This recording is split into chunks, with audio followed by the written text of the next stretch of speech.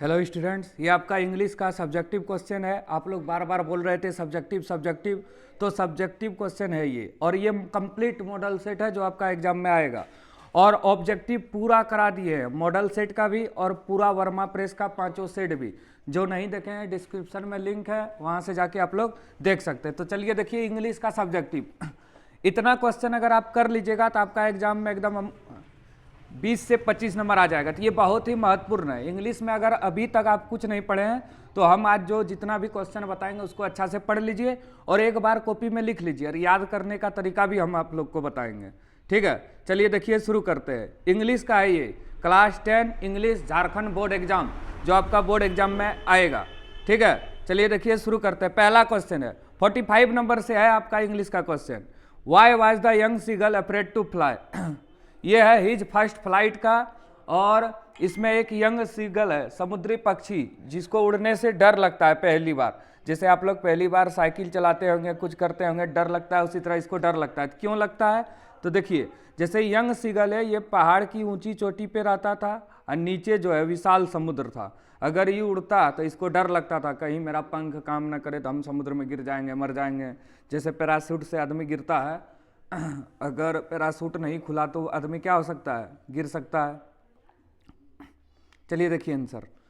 Young seagull afraid to fly because, young seagull नन्हे समुद्री पक्षी उड़ने से डरता था क्योंकि he did not have to courage to fly, COURAGE, courage to fly, उसके अंदर मतलब उड़ने का साहस नहीं था। ही वॉज अफ्रेड डैट, वह डरता था क्योंकि he would not be able to fly, वह उड़ने के योग्य नहीं था। द भास्ट सी बिना टू फ्राइटन हिम, जो भास्ट सी है मतलब समुद्र है, विशाल समुद्र, उसको डराता था।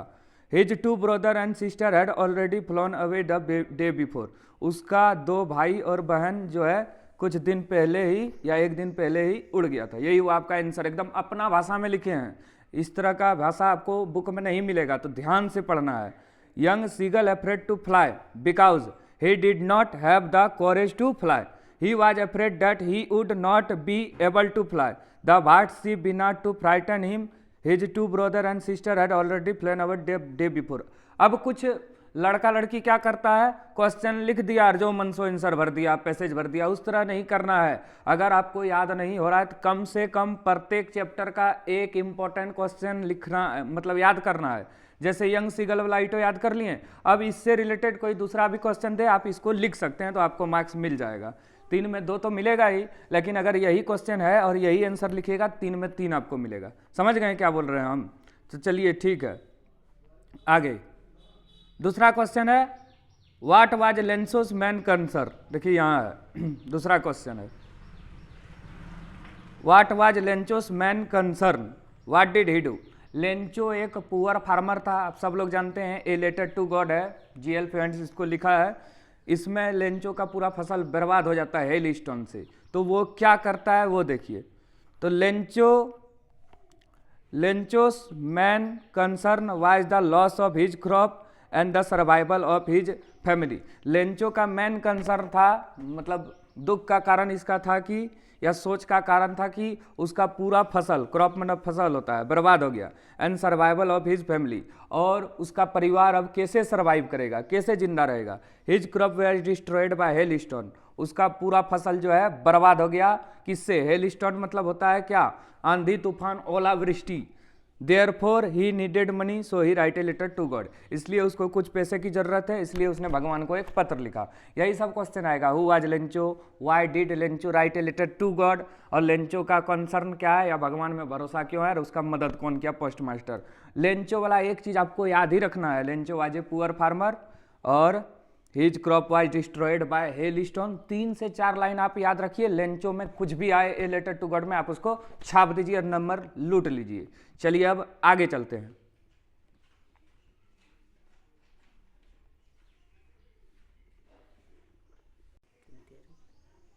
वीडियो में हम जो जो बोलेंगे उसको आपको करना है। जैसे अभी ये वीडियो बना रहे हैं, इसके डिस्क्रिप्शन में लिंक देंगे, ये वीडियो देखने के बाद तुरंत उसको देखना है, तभी आपका इंग्लिश क्लियर होगा। देखिए कि कितना हम इजी कर दिए हैं, मात्र 4 से 5 वीडियो देखिए, पूरा इंग्लिश आपका कंप्लीट, और एग्जाम में मिलेगा ही नहीं। पूरा मिलेगा, ऐसा नहीं है कि एग्जाम में नहीं मिलेगा। लेटर भी करा देंगे, पैराग्राफ भी करा देंगे, पैसेज भी करा देंगे और ग्रामर सेक्शन भी करा देंगे और क्वेश्चन आंसर करा ही रहे हैं और सेट करा दिए हैं। अब इससे बाहर क्या है? चलिए देखिए अब आगे। तीसरा क्वेश्चन है describe some feature of the leopard, how do you recognise chameleon. Leopard मतलब क्या होता है? चीता। चीता की कुछ विशेषता बताना है। और कैमलियन मतलब होता है वृक्ष छिपकली। इस सबसे आप क्या समझते हैं? चलिए देखिए आंसर यहाँ। Leopard are large cat with long bodies, short leg and broad hair. देखो लेपर्ड जो है लार्ज कैट है। बिल्ली देखे होंगे आप लोग सब, बिल्ली का जो बड़ा भाई है, मतलब बिल्ली का ही जाति का होता है लेपर्ड। लेपर्ड मतलब क्या होता है? चीता। विथ लॉन्ग बॉडीज, इसका बॉडी थोड़ा लंबा होता है, शॉर्ट लेग, लेग पैर थोड़ा छोटा होता है, एंड ब्रॉड हेड, और कपार उसका बड़ा होता है, सर। अब कैमलियन क्या है? देखिए कैमलियन जो है वृक्ष छिपकली है। पेड़ पे अगर कुछ नहीं है, आपका कविता में दिया है, तो वहाँ एक छिपकली है, क्योंकि पेड़ का जो होता है तना, वहाँ पे वो छिपा रहता है, पता भी नहीं चलता वहाँ कोई है। तो chameleon are lizard that are known for their ability to change colour. Chameleon जो है एक प्रकार का छिपकली है जो जाना जाता है अपने कलर को चेंज करने के लिए। हो गया? बहुत ही अच्छा तरीका से आपको बता रहे हैं क्वेश्चन आंसर। कमेंट में बताइए कैसे लगा आपको इंग्लिश पढ़ने में, सही लगा कि नहीं, अच्छा लगा कि नहीं, समझ में आया कि नहीं। ठीक है, और अपने दोस्तों के साथ शेयर करें, नहीं तो इंग्लिश में बहुत सारा बच्चा जो है फेल हो जाता है। चलिए अब आगे चलते हैं। ये 3 हो गया। मटिल्डा के बारे में आते हैं अब। चलिए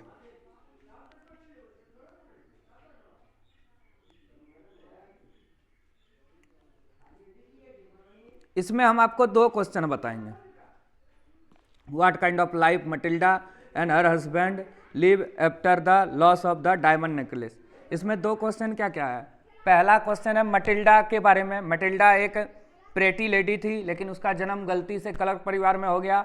वो लग्जरियस के लिए जानी जाती थी, बहुत ही सुंदर थी, लेकिन उसके पास पैसा नहीं था देने के लिए, दहेज नहीं था, तो उसको शादी करना पड़ा एक पीटी क्लर्क से। बाद में एक दिन क्या होता है, उसको एक फंक्शन में जाना होता है, तो अपने दोस्त से वो नेकलेस लेती है और कैसे उसको नेकलेस को पार्टी में खो देती है। तो बाद में उसको जीवन भर उस नेकलेस का दाम के लिए उसका मूल्य चुकाने के लिए काम करना पड़ता है, उधार लेना पड़ता है। वही है इसमें। तो क्वेश्चन का मतलब समझिए, what kind of life Matilda and her husband live after the loss of diamond necklace. इसमें जो जो पॉइंट बताएंगे उतने लिखना है।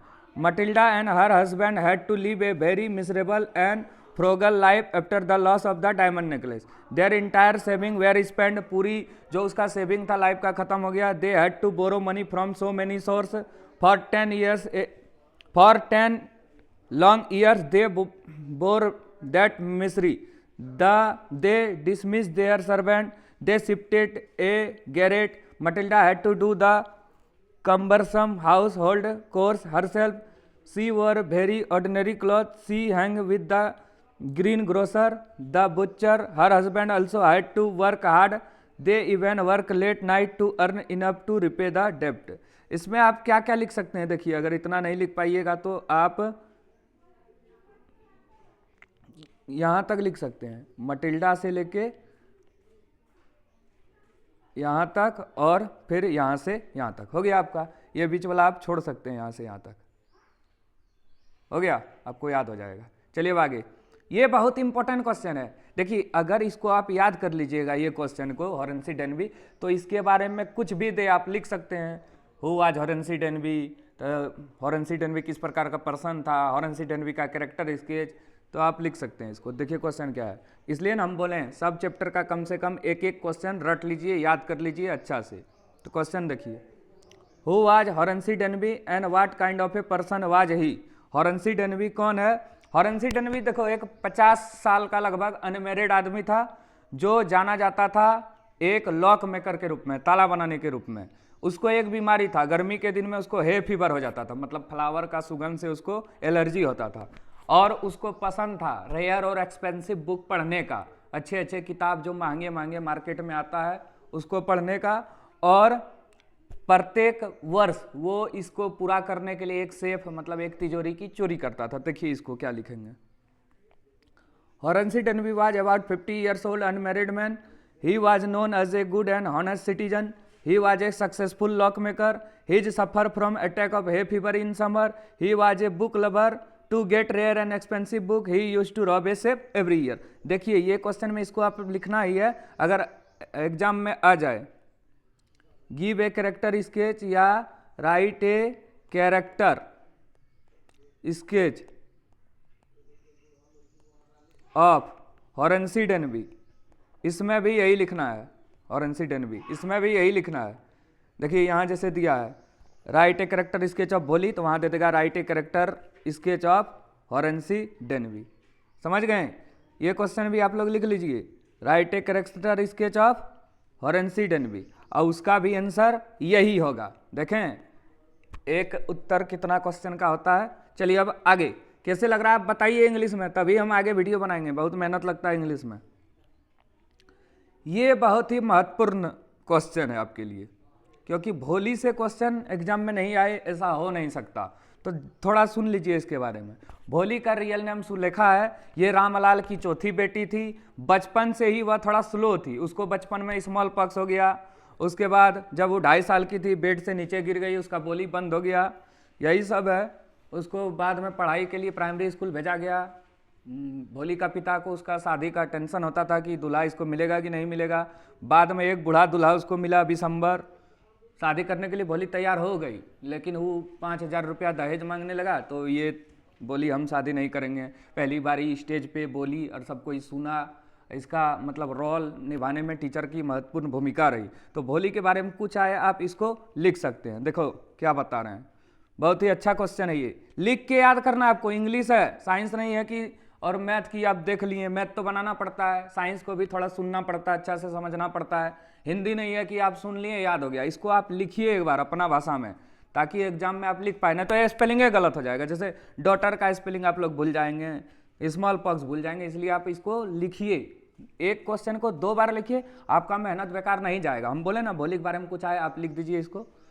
तो भोली was the 4th daughter of Ramlal, from her very childhood she was a little slow, she had small pox marks on her face. Small pox मतलब होता है चेचक।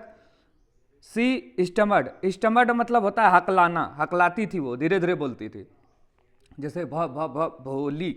सो her father was very worried about her marriage, she was afraid that he would not be able to find a bridegroom for her because she had neither good looks not intelligent. अगला, when Bholi was admitted to the primary school, her teacher treated her affectionately, मतलब अच्छा से उसको treat किया। She give her a new hope, she told her that one day C would be more learn than anyone else in the village. Bholi's father arrange her marriage with Bishamber a rich grocer. देखिए इसमें भोली का बचपन के बारे में बात हुआ, इसमें स्कूल के बारे में, इसमें शादी के बारे में, समझ गए? तो देखिए क्या है, Bholi's father arrange her marriage with Bishamber a rich grocer. Grocer मतलब होता है एक व्यापारी।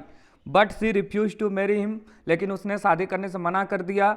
Because he demanded dowry from her parents, क्योंकि उसने डॉवरी मतलब होता है दहेज का मांग किया उसके पेरेंट्स से, मैंने रामलाल से। She decided to teach in the same school where she had learn so much, education had bought about a change in the personality. देखिए ये भी क्वेश्चन आ सकता है कि भोली का पर्सनालिटी किसने चेंज किया? टीचर ने उसको सिखलाया, आत्मविश्वास बढ़ाया, तब ना वो बोली। विशंबर जब बोला कि हम पैसा लेंगे तुमसे, तो बोला हमको पैसा नहीं दे पाएंगे, मतलब शादी नहीं करेंगे, इनकार कर दिया। और बोली हम यही स्कूल में पढ़ाएंगे, और आपका पापा को बोला आपका सेवा करेंगे। ठीक है, बहुत ही अच्छा से तरीका से बता दिए। अगर आपको याद नहीं हो रहा है तो यहाँ तक आप लिख लीजिए, और एक लाइन इसको लिख के ये पूरा लिख लीजिए, आपको याद होगा। 2-3 आप जो बच्चा क्या करता है, जो पढ़ता लिखता नहीं है, पूरा लिख देगा, हम कभी याद नहीं किया जिंदगी हमारी, याद करने की कोशिश करेगा तो उसको याद नहीं होगा। इसलिए थोड़ा समझिए, जो लाइन आपको लगता है कि हमको याद हो वही लिख के पहले याद कीजिए, फिर थोड़ा बढ़ाइए, फिर थोड़ा बढ़ाइए, फिर पूरा याद कर लीजिए। एग्जाम में चोरी भी वही ना करेगा जो जानता है कि भोली किस पार्ट से लिया गया है, क्या है। समझ रहे हैं हम क्या बोल रहे हैं? मौका मिले तो मार दीजिए, ये सब क्वेश्चन लिख के रखिए, एग्जाम के एक दिन पहले याद कीजिए। ये भी पर्ची भी बना सकते हैं इसका, यही एग्जाम में आएगा गारंटी। इससे 4-5 क्वेश्चन नहीं आए तो आप कमेंट में लिख सकते हैं, हमको इतना गारंटी है।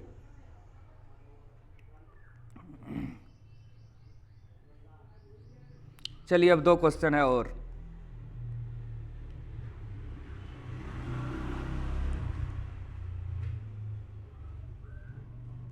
देखिए question, what made Hari Singh come back to Anil.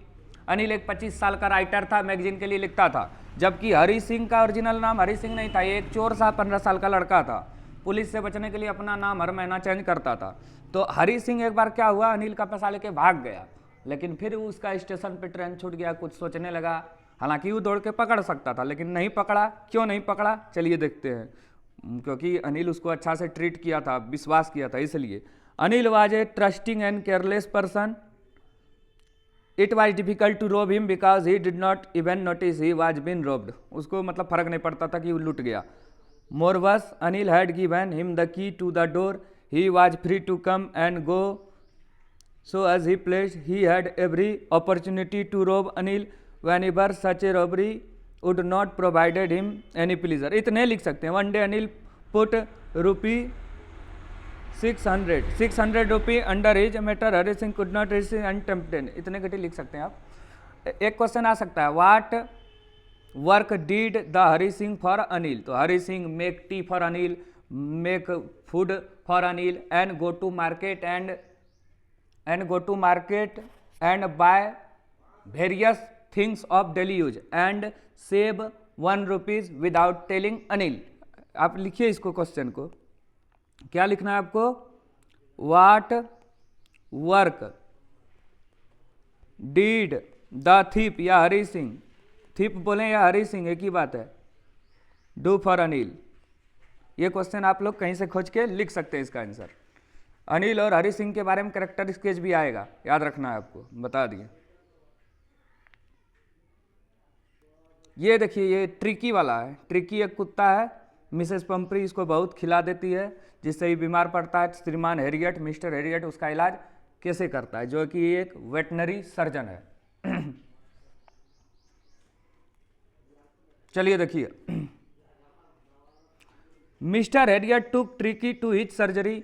Mister Herriot Tricki को सर्जरी के लिए ले गया। There he had up a feed for him for 2 days। He keeped on eye on it, उस पर नज़र रखा 2 दिन। He gave it no food but plenty of water. 2 दिन तक उसको कोई खाना नहीं दिया, सिर्फ पानी दिया कुछ। At the end of the second day, दूसरे दिन के अंत तक, Tricki showed some interest in it surrounding. It start searching some food. Next day an extra bowl was put out for him. It was not given any medical treatment. मतलब mister Herriot Tricki को ले गया, 2 दिन तक कुछ नहीं दिया। दूसरे दिन शाम तक ट्रिकी थोड़ा हिलने लगा, इधर उधर देखने लगा, ताक झांक करने लगा। तीसरे दिन उसके पास एक बाउल रखा। 2 दिन तक सिर्फ उसको पानी ही दिया गया।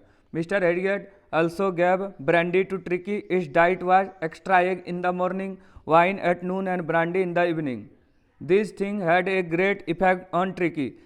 Then the company of dog also provided important in Tricky improvement. Very soon it became all right. Mrs. Pumphrey was delighted to hear that Tricky was all right. She heard that it was all the triumph of Mr. Harriet's surgery.